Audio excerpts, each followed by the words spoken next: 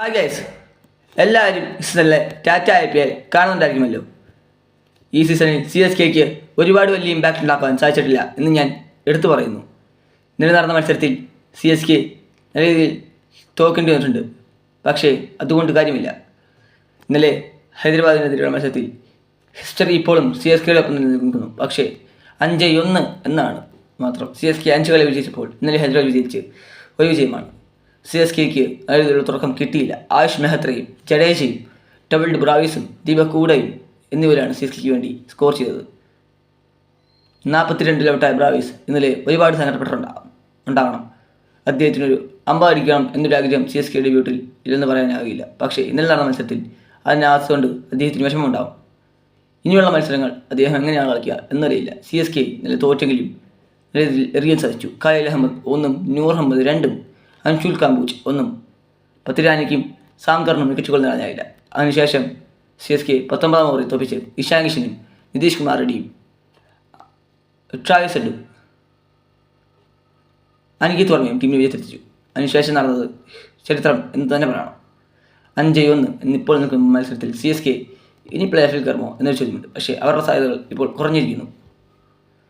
ഞാൻ പറഞ്ഞ രീതിയിലായിരുന്നെങ്കിൽ മത്സരമെങ്കിൽ അവർക്ക് വിജയിച്ച് പ്ലേ ഓഫിൽ കയറാമായിരുന്നു. പക്ഷേ ഇനിയും സാധ്യതകൾ ഇല്ല എന്ന് പറയാനാകില്ല. അവർക്ക് കയറാൻ സാധിക്കും.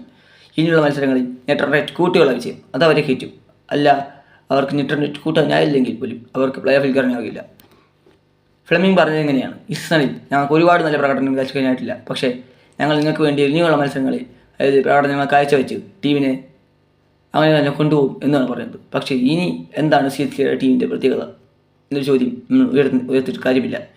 അല്ലേ, ഹർഷൽ പട്ടേലും മുഹമ്മദ് ഷമിയും പാറ്റ് കമ്മിൻസും ജയദേവ് നെടുങ്കട്ടും കമൻറ്റ് മെൻഡീസും എന്നിവരെ എറിഞ്ഞു വീഴ്ത്തിയ ടീം ഇനി എങ്ങനെയാണ് പ്ലേ ഓഫിൽ കയറുക എന്നൊരു ചോദ്യം ഇനി ഉയർത്തിയിട്ട് കാര്യമില്ല. CSK തോറ്റ് നിൽക്കുമ്പോൾ ഇനി ഈ സീസണിൽ ഹൈദരാബാദിന് കയറാമോ? ഹൈദരാബാദിന് ഇനിയുള്ള മത്സരങ്ങളിൽ നല്ല രീതിയിലുള്ള വിജയം തന്നെയാണ് വേണ്ടത്. പക്ഷേ ഇന്നലെ നടന്ന മത്സരത്തിൽ നേടിയ വിജയം തന്നെ നല്ല രീതിയിലായിരുന്നു.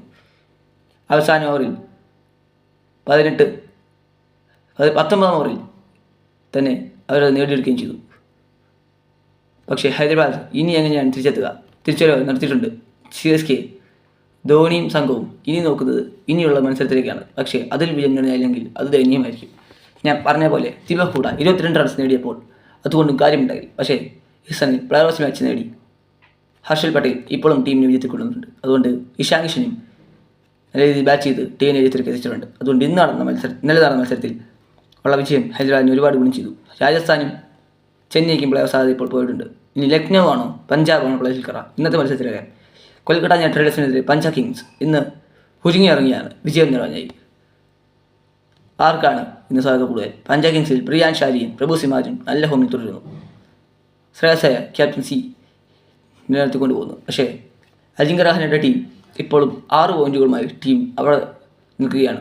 CSKക്ക് 4 പോയിൻറ്റ് നേടുന്നുള്ളൂ. ഇനിയുള്ള മത്സരമാണ്. ഇനി രഹാനിക്കിൻ്റെ വിജയങ്ങൾ അനിവാര്യമാണ്. കൊൽക്കത്ത ഇന്ന് നടക്കുന്ന മത്സരത്തിൽ ഈഡൻ ഗാർഡൻസിൽ വിജയം നേടുമോ? അതെയോ പഞ്ചാബ് ഇന്നും വിജയം നേടുമോ?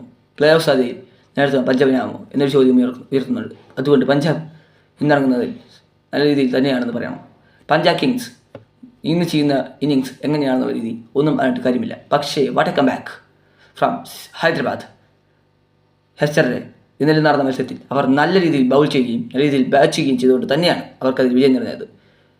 I would say it is a brilliant batting and a brilliant captaincy of Pat Cummins. ഇപ്പോൾ ഓസ്ട്രേലിയൻ സ്കിപ്പർ ടീമിനെ പല രീതിയിലേക്ക് എത്തിച്ചിട്ടുണ്ട്. ഇനി അവർ നോക്കുന്നത് ഇനിയുള്ള വിജയങ്ങൾ കയറി മുംബൈയെ പോലെ പ്ലേ ഓഫിൽ എത്താനാണ്. മുംബൈയെ പോലെ 4ാം സ്ഥാനം പിടിക്കാനാണെന്നുണ്ടെങ്കിൽ അതും അവർക്കാവും. ഇന്നലെ നടന്ന മത്സരം നമ്മൾ കണ്ടതാണ്. What A match, thriller match. CSK നല്ല രീതിയിൽ ബൗൾ ചെയ്തെങ്കിൽ പോലും 5 വിക്കറ്റിന് തോൽക്കേണ്ടി വന്നു. അഭിഷേക് ശർമ്മ ഡക്കൗട്ട് ആയപ്പോൾ നമ്മൾ കരുതി ഹൈദരാബാദിന് തെറ്റിയെന്ന്. അതുകൊണ്ട് കാര്യമില്ല, തെറ്റിയിട്ടില്ല എന്നും ട്രാവിസ് ഹെഡും ഇഷാൻ കിഷനും നല്ല രീതിയിലുള്ള കൂട്ടുകെട്ട് കൊടുക്കുന്നുണ്ടായിരുന്നു.